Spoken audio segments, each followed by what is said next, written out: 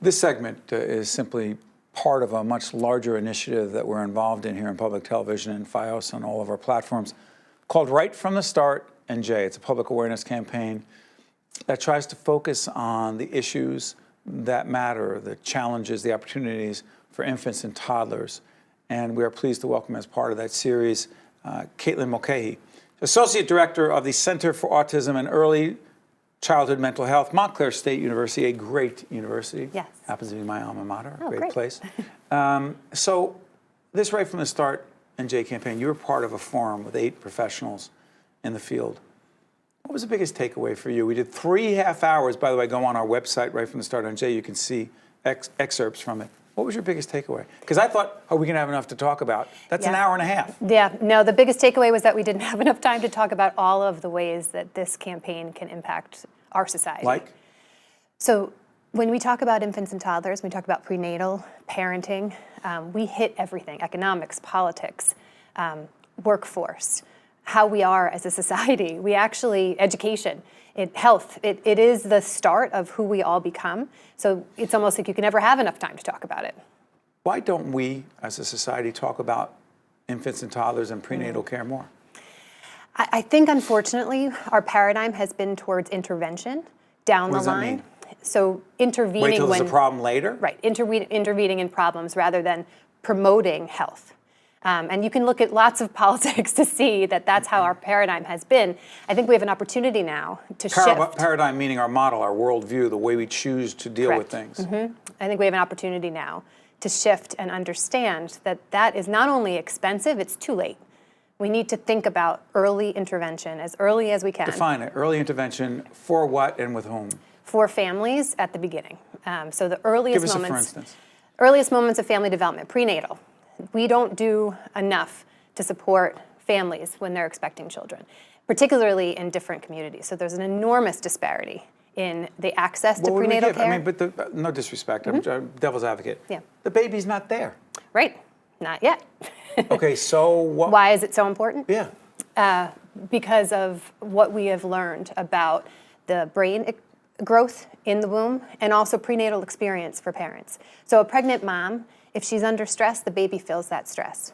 The baby feels that stress? Yes, yes. Biologically? Biologically feels that stress and actually can have their genetic code changed because of the stress of the parent. Therefore, we have to start that early, supporting our young families so that they can get a better start in life. The amount of research that's been done on how important early intervention is to prevent issues down the line, like special education, juvenile delinquency, promoting graduation in high school, all of that can be linked to the first 3 to 5 years of life. So it's interesting when someone, and I know there are studies that back this up, and we did talk about it in our forum, Right from the Start NJ forum. But what struck me is someone says, well, you know, say it costs check on this number, between $30,000 and $40,000 a year to house someone in a correctional facility. Right. Well, you don't have a choice. Meaning you don't get to say as a taxpayer, I don't want to support that. Meaning it's going to happen. Right. There is a connection, unless I had this wrong, between what happens birth, prenatal, if you will, to 3. If that infant toddler does not get what he or she needs, particularly given other socioeconomic factors, there's a greater likelihood that that person, as he or she grows, could potentially wind up dealing with criminal issues. Am I making too much? Yes, no. Am I oversimplifying it?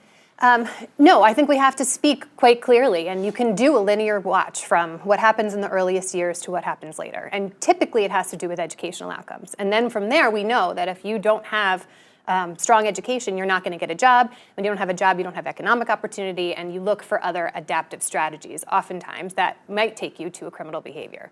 So from the beginning, you can actually prevent those things which cost way more money. Talk about cost. Early childhood professionals. And I say professionals because some are professionals. Yes. Some just work there. They're not, Yes. I shouldn't say they're not professionals, but they don't have all the same credentials.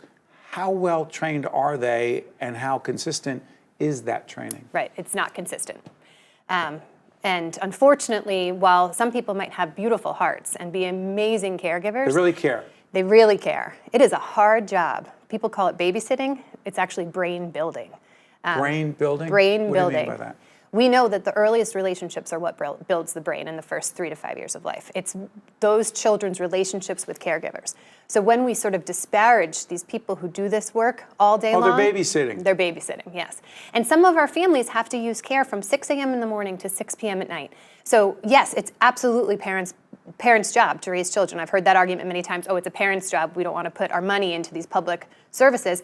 But for many, many families, they are using public services from 6 in the morning to 6 at night. So those caregivers at those centers are crucially important to those children. It's not taking away the parent.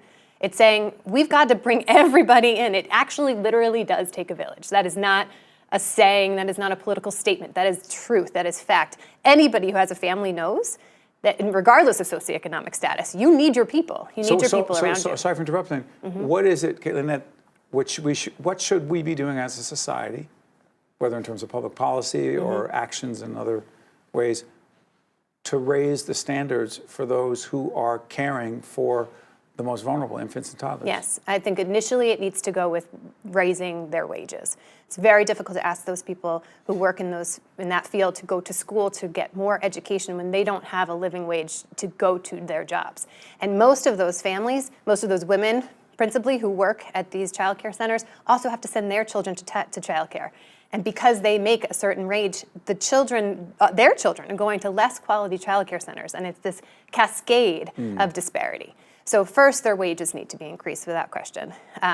Then, yes, we do need to professionalize. And we are doing a good job in this state, actually. We are working to professionalize the workers who work in early care and education through a number of different initiatives. One is the Grow NJ Kids initiative. Grow NJ Kids. By the way, go on our website right from the start, NJ. You'll see this initiative. Tell everyone again what it is and why it matters. So that's the name in New Jersey for our quality. Grow NJ Kids. Grow NJ Kids. It's our quality rating improvement system. So the quality rating improvement system is actually a national initiative to raise the quality of early care and education in the states. And states sign on, and we have done that. And one of the things that's required is to professionalize, to raise the training of the people who are doing the work. We also have professional organizations like the Coalition for Infant Toddler Educators, and one that I'm involved in, which is called the New Jersey Association for Infant Mental Health. All these organizations will be listed on this campaign on the website. Before I let you go, what do you hope right from the start NJ accomplishes over the several years that we hope to be doing what we're doing? Yes, so I think a huge opportunity is to ensure that many people who interact with infants, toddlers, and young children are brought to the same table, similar like you did today. We talked about how... In the forum. In the forum, yes. There's more to talk about. There's so much more to talk about.